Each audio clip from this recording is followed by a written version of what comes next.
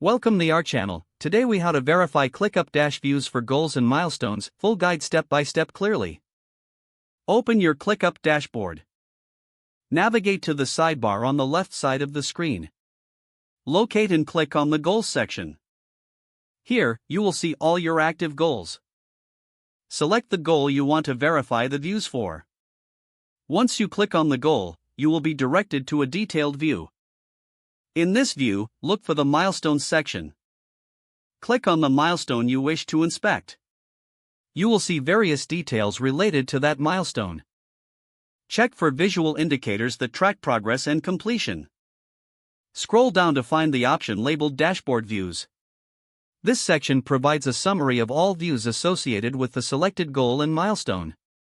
Review the available data, including task statuses and metrics. Adjust any filters to refine the displayed information. You can also reassess the timeline for the goal or milestone. Note the completion percentages shown to gauge overall progress. If you need to drill down further, check the associated tasks linked to the milestone. Click on each task to gather more detailed insights. Compare this data with the expected outcomes outlined in your goal settings.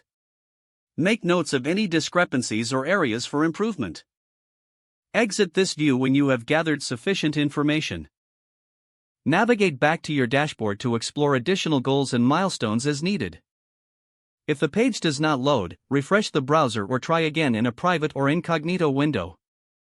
Make sure you are using the correct email address, then retype it carefully to avoid small typos.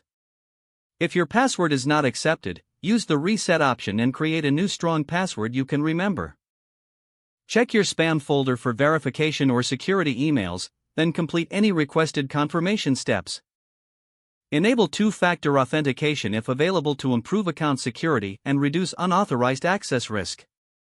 After signing in, review your profile details so your contact information and settings are accurate and current. If you see an error message, note it down and try again after restarting your device and internet connection. Don't forget to like this video and subscribe to our channel for more step-by-step tech guides.